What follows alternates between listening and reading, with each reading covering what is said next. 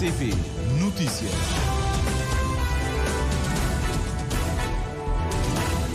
Treze horas em Cabo Verde. Muito boa tarde. Vamos dar início ao Jornal da Tarde para esta segunda-feira, 22 de janeiro. Abrir a conhecer os títulos.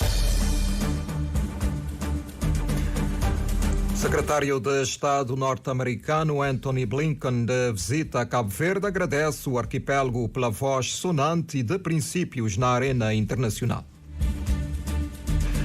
Ministra Joana Rosa nega que Cabo Verde esteja a desistir da candidatura a membro da Comissão de Direitos Humanos da ONU por falta de apoio de países africanos e árabes. Ministra da Justiça de São Tomé e Príncipe em Cabo Verde para reforçar cooperação entre os dois países na área judicial. Cabo Verde defronta hoje às 19 horas Egito para tentar o pleno de vitórias nesta fase de grupos da CAN de futebol. 3 dezenas de profissionais de saúde participam no curso intensivo de dor e cuidados paliativos promovido pela Direção Nacional da Saúde. Presidente eleito da Libéria tomou posse para mandato de 6 anos.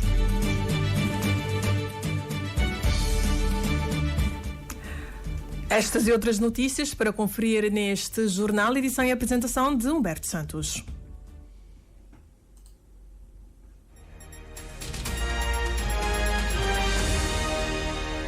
Para Viva, muito boa tarde, seja bem-vindo a este jornal. Cabo Verde tem sido um parceiro notável para os Estados Unidos, afirmou hoje na praia o secretário de Estado norte-americano Antony Blinken, que parabenizou o arquipélago por ser uma voz forte de princípios na arena internacional. Blinken manteve esta manhã um encontro de alto nível com o primeiro-ministro Ulisses Correia e Silva, que reconheceu os apoios que os Estados Unidos têm dado a Cabo Verde e exaltou as relações entre os dois países fundamentados nos valores da democracia liberal, do direito internacional e do multilateralismo. Ailson Martins.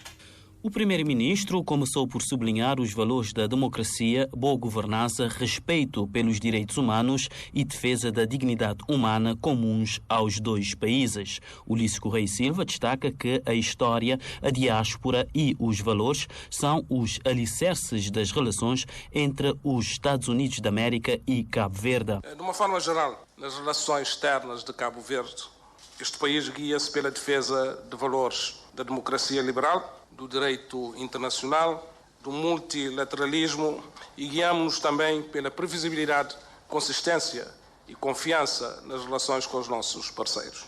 E é com base nessas referências que condenamos de uma forma clara, desde a primeira hora, a invasão da Rússia à Ucrânia. E é com base também nessas referências que condenamos o ato terrorista do Hamas em Israel e defendemos soluções que viabilizem 2 Estados, de Israel e de Palestina. E é com base também nessas referências que condenamos golpes de Estado, alterações de limites constitucionais de mandatos de presidentes da República que têm ocorrido em África.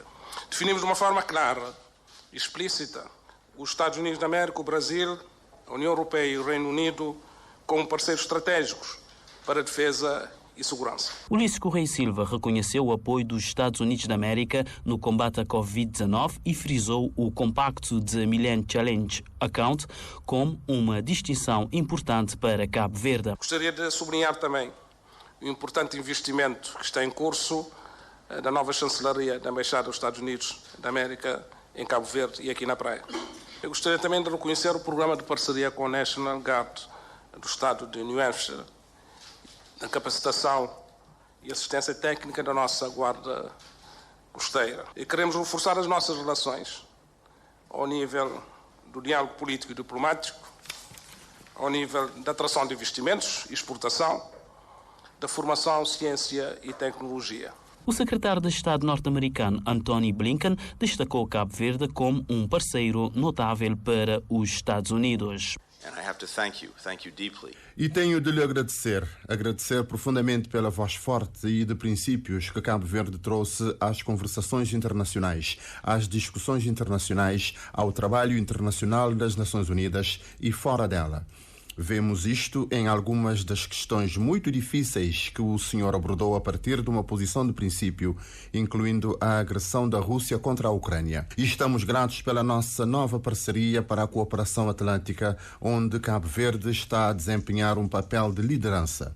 E depois, como mencionei, também uma voz forte em todo o mundo sobre o clima, porque vocês conhecem melhor do que muitos os efeitos, tanto agora como potenciais, no que diz respeito às alterações climáticas. Anthony Blinken apontou os vários apoios que o seu país tem dado a Cabo Verde, designadamente no combate ao tráfico internacional de drogas, no reforço da guarda costeira e da segurança marítima e nas áreas da economia azul, do clima e da saúde. O secretário de Estado norte-americano prometeu ainda a continuidade e o reforço dessa parceria. O primeiro-ministro disse algo muito poderoso que só quero repetir, que é que a sua verdadeira fonte de riqueza está na paz, na segurança, na estabilidade e na democracia que Cabo Verde desfruta. E queremos aproveitar esses pontos fortes em benefício dos cabo-verdianos, mas também dos americanos e, de fato, do mundo inteiro. Então, é com esse espírito que estamos aqui hoje, um espírito de parceria, um espírito de admiração pelo trabalho que vocês fizeram e uma determinação de fazermos ainda mais juntos entre os Estados Unidos e Cabo Verde.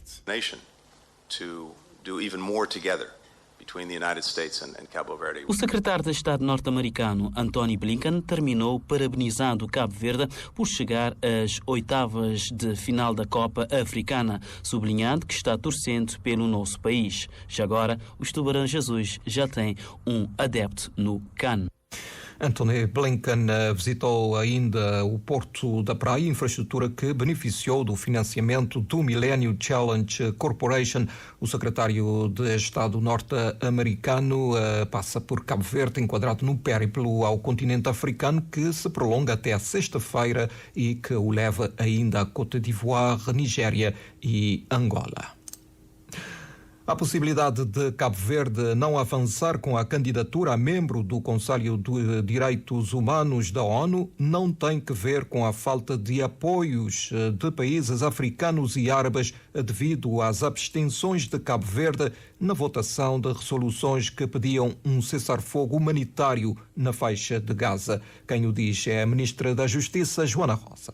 Quando formos ver dois países que estão no primeiro mandato, dissemos que vamos avançar com a nossa candidatura, mas no pressuposto em como, havendo desistência desses países, entramos. Não havendo desistência, vamos apoiar a presença desses países e vamos apresentar a nossa candidatura no próximo ano. Portanto, não há como fazer-se a ligação entre a candidatura com situações que tem a ver com o contexto mundial ou com o posicionamento de Cabo Verde em relação a determinadas situações. Isso não é verdade, até porque a candidatura de Cabo Verde ela teria que ser endossada no quadro da União Africana. São especulações, diz a Ministra da Justiça, até porque, sublinha Joana Rosa, Cabo Verde tem valor a acrescentar à comunidade internacional em matéria de direitos humanos. Somos um país de boas práticas do ponto de vista de direitos humanos. E temos muito a partilhar com a comunidade internacional, principalmente com a nossa sub-região africana. A democracia, o Estado de Direito, a forma como nós encaramos a própria independência do Poder Judiciário, tudo isso são ganhos do país que nós temos que partilhar com a comunidade internacional, principalmente ao nível da nossa sub-região. Joana Rosa afirmou ainda que a colaboração de Cabo Verde na extradição de Alex Saab para os Estados Unidos também não prejudica a intenção do país de candidatar-se a membro do Conselho de Direitos Humanos da ONU. Estamos a falar da informatização, por exemplo. A Ministra da Justiça, Administração Pública e Direitos Humanos de São Tomé e Príncipe iniciou hoje uma visita de 5 dias a Cabo Verde. Isa Maria Vaz teve esta manhã um primeiro encontro de trabalho com a sua homóloga cabo-verdiana Joana Rosa, a quem expôs as áreas em que São Tomé quer contar com a parceria de Cabo Verde. Estamos a falar da informatização, por exemplo, do sistema judiciário, não é? São Tomé e Príncipe iniciou o processo de informatização dos processos penais.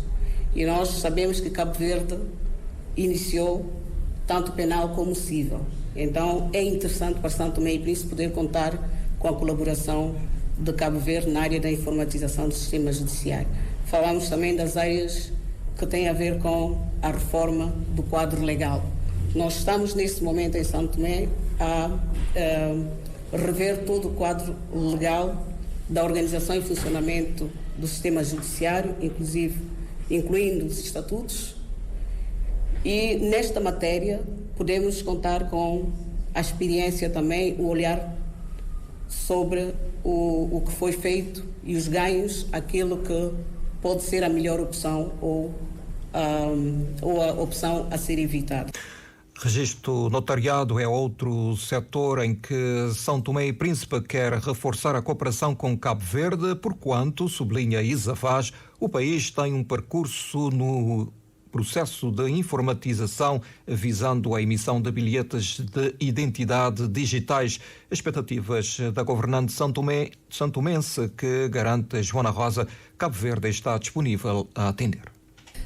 O desafio de modernização dos registros de notariado, nós estamos um pouco avançados, mas precisamos também ir um pouco além e vamos partilhar também com São Tomé os ganhos conseguidos a esse nível, os ganhos ao nível da reinserção social e dos serviços prisionais também.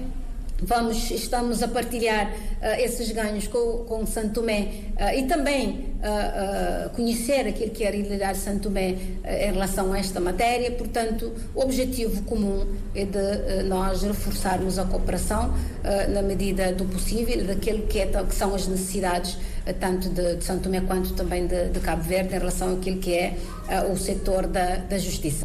Além de visitas a vários departamentos ligados à Justiça, a visita da Ministra da Justiça de São Tomé será ainda marcada pela assinatura de um protocolo no qual ficarão delineadas as áreas em que os dois países pretendem reforçar a cooperação.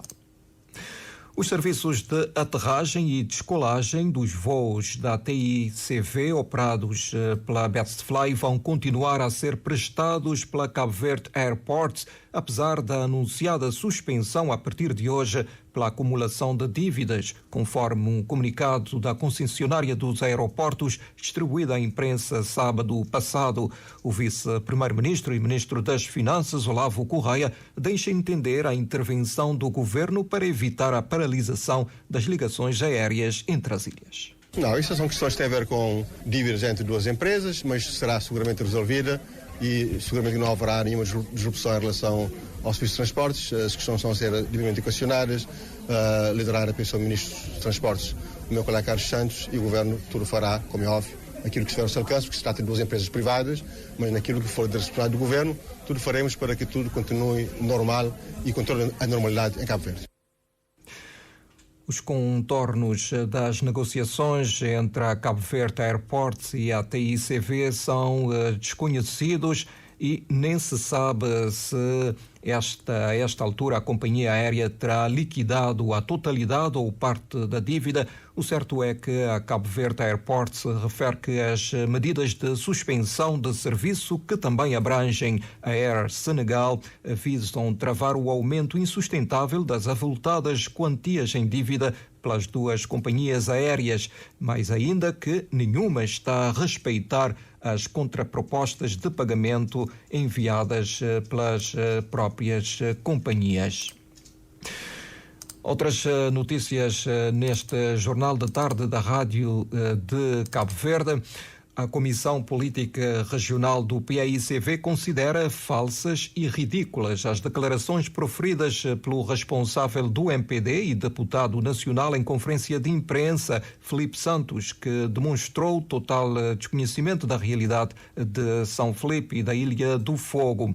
Para o PAICV, essas acusações é uma forma de desviar a atenção das verdadeiras preocupações dos foguenses. Pormenores com o Elcio Andrade.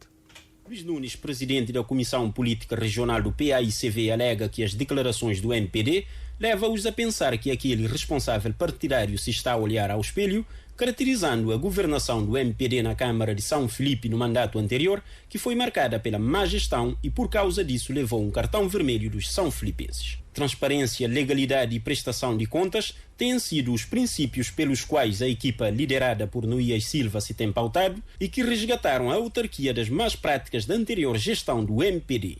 Hoje, a Câmara Municipal de São Felipe reúne-se regularmente nos termos da lei. Nas reuniões da Câmara, produz todas as atas, produz e remete os balancetes trimestrais ao Tribunal de Contas. Produz e submete à Assembleia Municipal de São Felipe o relatório de atividades e contas dentro dos prazos legais e aprovados. São submetidos ao Tribunal de Contas para julgamento. Cria e publica regulamentos para acessos e verbas municipais para transporte escolar, subsídios e acesso ao projeto Minha Casa. Ressalta que hoje os concursos são submetidos à ARAP para validação do contrato e ao Tribunal de Contas para visto prévio e depois são lançados e publicitados no portal da transparência do Ministério das Finanças, onde o MPD pode consultar todos os dossiês dos concursos. Para Nunes, o MPD está desorientado com a dinâmica da atual Câmara, que em apenas 3 anos de mandato restabeleceu a confiança dos são filipenses e colocou o município no caminho certo. Há obras, há trabalhos, há lançamento de novas obras e a dinâmica é visível. O cavalo de batalha era o Estado 5 de Julho. Agora estão a ver que o Estado está a avançar num bom ritmo e vem com outras questões com o único propósito de desviar a atenção e foco da Câmara Municipal e tentar enganar os munícipes. O MPD, a cada conferência de imprensa, afunda-se mais ainda, porque ele não apresenta como oposição municipal credível. Não tem ideias, nem tampouco sonha com São Felipe desenvolvido.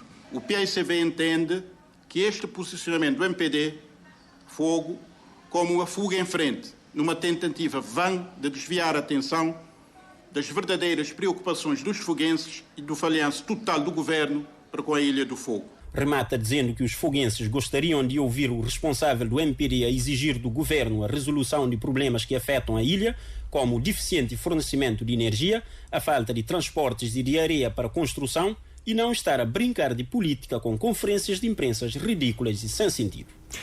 Assinala-se hoje o Dia do Município de São Vicente, data em que se celebra a festa do patrono da ilha, em que se completam 562 anos da sua descoberta.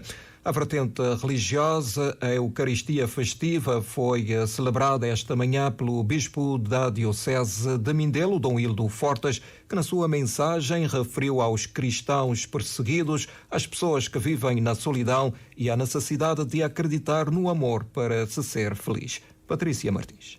A situação de muitos cristãos perseguidos nos dias de hoje leva o bispo de Mindelo a afirmar que vive-se atualmente tempos de martírios em várias partes do mundo.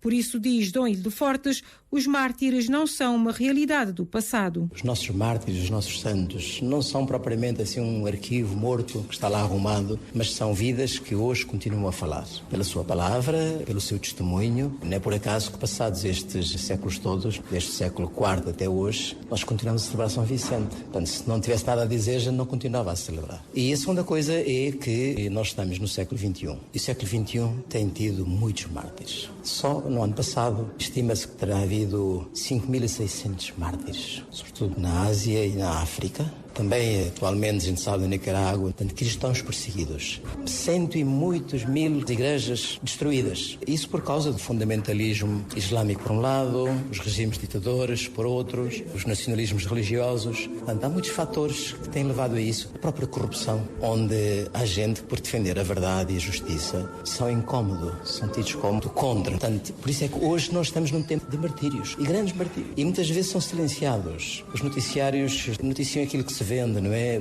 Há um morto na Europa, aquilo é o fim do mundo. Claro que qualquer morto não devia ser. Mas acontecem dezenas e dezenas na Nigéria, não é notícia. Portanto, na Nigéria é destes países onde tem havido muitos sacrifícios de cristãos. A partir da liturgia deste dia, Dom Hildo Fortes lança um olhar sobre a solidão que afeta muitas pessoas. O mártir experimenta, de certa forma, uma solidão, porque ninguém vem ao seu socorro, à sua ajuda. Foi o que Nosso Senhor comentou na cruz. Portanto, Cristo é o modelo de todos os mártires. Aquela expressão dele, meu Deus, por que me abandonaste? É uma expressão humana. Não é que Jesus alguma vez se sentisse abandonado por Pai Deus, mas enquanto homem, a sua experiência existencial, sentiu este abandono. E então hoje há muita gente que está a passar pelo mesmo. Na nossa sociedade, são jovens que vivem sozinhos no meio da multidão, são pessoas que são injustiçadas. Nos nossos dias, inclusive, hoje a nossa situação não é nada favorável. Há muita gente que se sente diante de poderes que não reconhecem os seus direitos. As injustiças são muitas e nós andamos distraídos. Portanto, os mártires e os santos são pessoas que não andaram distraídos, agarraram-se ao essencial. Mas dizer que qualquer pessoa que acredita em Deus, mesmo no meio da solidão, pode encontrar uma força e uma esperança enorme. Por caso contrário, não valeria a pena andarmos aqui a acreditar. Quem acredita nunca está só. Isso é fundamental que se diga. Do Evangelho, o Bispo de Mindelo realça que é preciso perceber a lógica da fé e acreditar que vale a pena viver no amor para se ser feliz. Se o grão de trigo cair à terra e não morrer, fica só. Mas se morrer, dá muito fruto. Isto parece que não é lógico. É a lógica da fé, é a lógica do transcendente. É fundamental que nós acreditemos que, mesmo que seja um só, vale a pena a gente viver do amor e da entrega. Guardarmos para nós mesmos, que é o que hoje a gente aprende. Hoje somos tentados a conservar, a ter, a acumular. Esse não é o caminho da felicidade. E a vida não floresce por aí. A vida floresce muito quando nós entramos numa dinâmica de oferecermos-nos, darmos, gastarmos-nos pelos outros. Hoje há pessoas que, infelizmente, a sua vida começa e acaba em si. São as pessoas infelizes. E é preocupante. Por isso é que nós ganharemos sentido na nossa vida, não só porque há progresso económico, mas porque nós progredimos nesta arte, que é a arte do amor e do dar. Mensagem do Bispo de Mindelo, Dom Hildo Fortes, que presidiu a Eucaristia festiva em honra ao patrono São Vicente. Cerimónia que contou com a presença do edil Augusto Neves e da primeira-dama Débora Catiza Carvalho, entre outras personalidades. À tarde será realizada a sessão solene no Salão Nobre da Câmara Municipal de São Vicente. 1h22, Jornal da Tarde da Rádio de Cabo Verde. A Seleção Nacional de Futebol encara com responsabilidade o jogo de hoje com o Egito. Os Tubarões Azuis querem continuar na senda da vitória. O enviado especial da RTC, Moisés Ebra, junta-se a nós em direto. Moisés, muito boa tarde. Como disseste, a responsabilidade dos Tubarões não diminui, apesar de Cabo Verde ter já qualificado para a fase seguinte, Moisés. Muito boa tarde, nem mais. A Seleção Nacional quer continuar na senda da vitória, quer pontuar hoje frente à Seleção do Egito, uma seleção com pergaminhos no continente africano, mas Cabo Verde tem as suas armas e tem aproveitado as suas armas da melhor forma. O técnico bobista poderá mexer ou não, é uma incógnita, mas ele tem dito que ninguém é titular nesta seleção. A equipa que entrar de início irá dar boa resposta, irá jogar olhos nos olhos com a seleção do Egito. O treino de ontem decorreu bem, a seleção está tranquila, está no hotel, está no quartel-general Zalai, aguardando então a hora do encontro. Já estamos no estádio, tudo pronto também para o trabalho da Rádio-Televisão Cabo-Verdiana, e a anteceder aqui no estádio haverá uma partida entre as seleções da Nigéria e Guiné-Bissau. Como se sabe, Guiné-Bissau já está fora da corrida no que diz respeito à passagem à fase seguinte. Um jogo importante, voltando a Cabo Verde frente a Egito, porque, como se sabe, as seleções do Ghana e Moçambique ainda têm aspirações, têm ainda alguma palavra a dizer. Caso Cabo Verde vença Egito, será também uma partida importantíssima entre Ghana e Moçambique. As duas equipas têm apenas um ponto. Mas caso a seleção do Egito vencer Cabo Verde, obviamente que ficará na segunda posição e conseguirá também a qualificação. Oxalá isso não aconteça. Tubarões Azuis, tudo apostos então para tentar conquistar mais uma vitória, ou pelo menos pontuar hoje aqui neste estádio. Deixa-me dizer-te, estamos nesta altura com 34 graus, um calor molhado, até parece que estamos a sair do chuveiro. Não há dúvida que este calor molhado não é para brincadeiras, sobretudo para quem está lá dentro, ou seja, para os futebolistas. A Rádio Pública aqui em Abidjan, olhando para o nosso lado direito, aqui na nossa cabine, temos as letras RTC. É um orgulho. Muito boa tarde.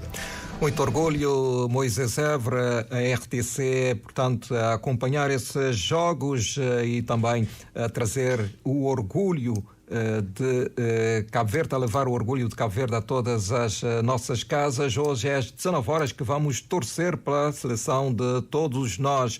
E a Seleção Nacional de Handball disputa amanhã com o Marrocos o acesso às meias finais do Campeonato Africano da modalidade que está a decorrer no Egito. 2 grandes objetivos estarão em jogo. Se a Seleção Nacional vencer, além de seguir para as meias finais, garante desde logo a qualificação para mais um Mundial da modalidade. Ontem a equipa nacional fechou a fase de grupos só com vitórias, triunfo sobre a República Democrática do Congo por 29-23. O selecionador Jorge Rito disse à RCV que já estava à espera dessa boa exibição de Cabo Verde. Estávamos confiantes que podíamos fazer um bom jogo. Eu acho que preparámos também muito bem o jogo. Os jogadores depois interpretaram na prática aquilo que nós queríamos. Em termos defensivos fomos exemplares. Eu quero aqui realçar que, independentemente da estratégia que nós delineamos e traçamos para o jogo, é preciso que tenhamos jogadores com capacidade para a aplicar na prática, e os jogadores hoje foram inexcedíveis, tiveram uma prestação defensiva fantástica, com muita entreajuda, muito espírito de equipa, e eu acho que foi aí que esteve a base da nossa vitória. Claro, com a ajuda do Elcio na baliza. 126 golos em 3 jogos, estava à espera desta produtividade. Isso não me preocupa muito. Eu prefiro que a nossa equipa seja a campeã da defesa com menos golos. Porque eu privilegio sempre a parte defensiva. Acho que na defesa está a base do sucesso. É sempre bom quando a gente marca golos, quando marcamos muitos golos, é bom para o espetáculo. Mas o que importa, na verdade, são as vitórias. O guarda-redes Elcio Fernandes fez muitas defesas e recebeu o prémio de homem do jogo. Me sinto orgulhoso depois de quem está acompanhando, sabe? Mantivemos basicamente um ano sem competir devido à lesão. Então, chama aquele também um prémio para o esforço que tem estado da força. Antes mesmo de anunciar o homem do jogo, tudo alguém abraçou, tudo de equipa já sabia que era, vou ter noção de exibição. A minha minha trabalho, sem trabalho dos meus colegas, é impossível. Para mim, só eu consigo fazer um bom jogo, me como guarda-redes, se eu tenho um bom defesa frente para facilitar o trabalho. Então, é um prêmio individual, mas é que deixa de ter uma parte coletiva. E agora, quartos de final, Elcio? Exigência maior, um Elcio assim forte de cima hoje na baliza? A exigência maior quer dizer que a concentração tem que ser maior e não tem que responder também. Nós aquele que não creva. O jogo dos quartos de final com Marrocos é amanhã à tarde. Profissionais de saúde estão a ser capacitados em cuidados paliativos para oferecerem um tratamento holístico e humanizado aos pacientes, diz o secretário de Estado para a Saúde, Evandro Monteiro. Adianta que o aumento de doenças crónicas em Cabo Verde tem exigido uma nova abordagem de cuidados que passa necessariamente pela capacitação constante dos profissionais para prestarem um serviço cada vez mais especializado e adequado aos utentes. Edneia Barros. O curso intensivo de 4 dias em dor e cuidados paliativos reúne cerca de 3 dezenas de profissionais de saúde entre médicos, enfermeiros e especialistas. Um momento de troca de experiências, sobretudo no âmbito da Iniciativa Médica 3M de Portugal, com vista a alinhar as linhas mestras para o desenvolvimento dos cuidados paliativos, refere Hugo Ribeiro, coordenador da equipa formadora, membro da Iniciativa 3M. Os cuidados paliativos terão que se assumir como bandeira tanto da medicina de precisão, com toda a ciência que o ajuste farmacológico às características individuais nos pode proporcionar, como da medicina humanista, com a consciência de que todos nós temos várias dimensões e que mesmo o diagnóstico de uma doença comum necessita do cuidado e do calor humano, de uma comunicação cuidada ao nosso perfil individual. Os objetivos principais desta semana passam por potenciar formação básica em cuidados paliativos em Cabo Verde e alinhar as linhas mestres para o desenvolvimento de uma rede nacional de cuidados paliativos especializada. Precisamos de estar juntos neste que é um processo igualmente embrionário em Portugal. E tendo em conta o aumento de casos de algumas doenças, afirma Evandro Monteiro, que exigem respostas diferentes e humanizadas, torna-se fundamental que Cabo Verde aposte no reforço da competência dos profissionais de saúde em cuidados paliativos. Os cuidados paliativos essenciais para oferecer um tratamento holístico, compassivo e humanizado são, sem margens para dúvidas, uma prioridade e necessidade crítica no nosso Sistema Nacional de Saúde. Atualmente, deparamos-nos cada vez mais com patologias oncológicas, especialmente em estadios avançados, doenças cardio- e cerebrovasculares, traumatismos e acidentes com sequelas associados à dor crónica, patologias do sistema hemolinfopoético, que exigem respostas diferenciadas, cada vez mais inovadoras e humanizadas. Acrescenta o secretário de Estado para a Saúde, Cabo Verde ainda se vê diante dos desafios de regulamentar e expandir a rede de cuidados, implementar cuidados domiciliares, desenvolver indicadores de avaliação e segmentos para melhorias constantes, aprimorar a legislação, intensificar a formação dos profissionais de saúde para garantir um serviço de melhor qualidade aos utentes. E o governo apela à adesão à campanha de vacinação contra a gripe para pessoas maiores de 65 anos e grupos de risco que está a decorrer desde novembro em todas as estruturas de saúde do país. O secretário de Estado adjunto da Ministra da Saúde pede a esta franja da população para aderir à vacinação antigripe por ser segura e necessária, sobretudo para essas pessoas com imunidade comprometida. Joana Lopes assina a reportagem. Em novembro do ano findo, o governo decidiu pela primeira vez introduzir a vacina contra a gripe no país para indivíduos com mais de 65 anos e também para pessoas de risco, como é caso de doentes crónicos e com problemas respiratórios. Uma medida para minimizar as complicações causadas pela gripe e também reduzir a mortalidade e, ao mesmo tempo, vendar corpo à estratégia global de controle da gripe lançada pela Organização Mundial da Saúde para o período 2019-2030. Evandro Monteiro apela à adesão do público-alvo. Ainda estamos num processo de sensibilização e de distribuição das próprias vacinas. O importante aqui, mais do que adesão, é sensibilizar para que tenhamos todo o público-alvo, digamos, vacinar. Pela importância da vacina e por ser segura, o secretário de Estado adjunto da Ministra da Saúde, Evandro Monteiro, apela ao reforço da campanha de sensibilização. O que quer o governo é que todo o grupo-alvo seja abrangido por esta medida de prevenção. Nós incentivamos e sensibilizamos a população de risco, idosos com doenças crónicas não transmissíveis, mas também transmissíveis, imunocomprometidos, doenças oncológicas, enfim, situações que de facto possa permitir que o corpo reage de uma forma não adequada perante situações de infecções ou de enfermidades novas. Temos que reforçar essa campanha, reforçar a sensibilização. É uma vacina segura que está a ser feita nas outras latitudes, como disse, também por questão de mobilidade, dessa centralidade que queremos com aspectos ligados à própria globalização. Não estamos imunes. Temos, digamos, a obrigação aqui de pedir, digamos, à população que adere a essa campanha de sensibilização, que é muito importante como medida de prevenção, digamos, para esses males. Declarações conseguidas no âmbito do ato de abertura da formação em cuidados paliativos.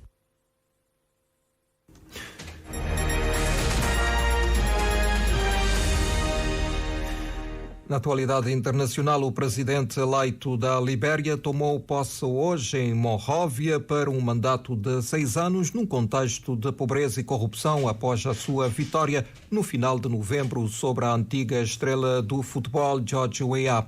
Joseph Boakai, 79 anos, prestou juramento numa cerimónia no pátio do Parlamento, na presença das delegações estrangeiras, incluindo o chefe de Estado do Ghana, Nana Akufo-Addo, e da embaixadora norte-americana na ONU, Linda Thomas-Greenfield. O veterano da política liberiana, que foi vice-presidente de 2006 a 2018, sob a presidência de Ellen Johnson Sirleaf, e é o funcionário de Estado durante mais de 40 anos, venceu a segunda volta das presidenciais em novembro com 50,64% dos votos contra 49,36% do seu opositor.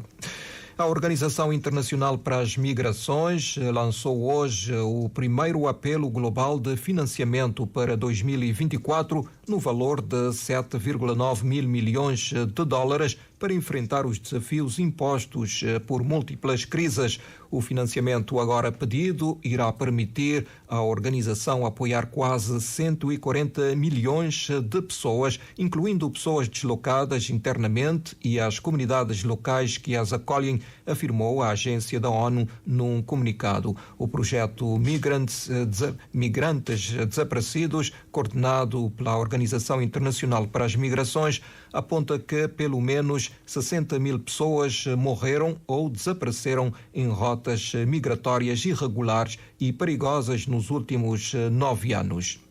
A equipa da campanha de Vladimir Putin apresentou hoje 95 caixas cheias com petições de apoio à recandidatura como independente do presidente russo nas eleições de março, uma votação que deverá ganhar. A lei eleitoral russa exige que os candidatos independentes apresentem um mínimo de 300 mil assinaturas recolhidas em 40 regiões do país para poderem concorrer, e hoje a imprensa local divulga que a equipa de Putin entregou 95 caixas de papelão cheias de petições à Comissão Eleitoral Central. Relatórios anteriores indicaram que a campanha do presidente recolheu mais de 2 milhões de assinaturas com vista à participação nas eleições de 17 de março. 13 horas e 37 minutos. Humberto Santos, vamos aqui recordar os títulos que fizeram esta edição. Secretário de Estado norte-americano Antony Blinken, de visita a Cabo Verde, agradece o arquipélago pela voz sonante de princípios na arena internacional. Ministra Joana Rosa nega que Cabo Verde esteja a desistir da candidatura a membro da Comissão de Direitos Humanos da ONU por falta de apoio de países africanos e árabes. Ministra da Justiça de São Tomé e Príncipe em Cabo Verde para reforçar cooperação entre os dois países na área judicial. Cabo Verde defronta hoje às 19 horas Egito para tentar o pleno de vitórias nesta fase de grupo da CAN de futebol. 3 dezenas de profissionais de saúde participam no curso intensivo em dor e cuidados paliativos promovido pela Direção Nacional da Saúde. O presidente eleito da Libéria tomou posse hoje para um mandato de 6 anos. Humberto Santos na edição e apresentação deste jornal, técnica Dom Brito, e no apoio à realização esteve a Jamila Carvalho. Temos os títulos às 14 horas.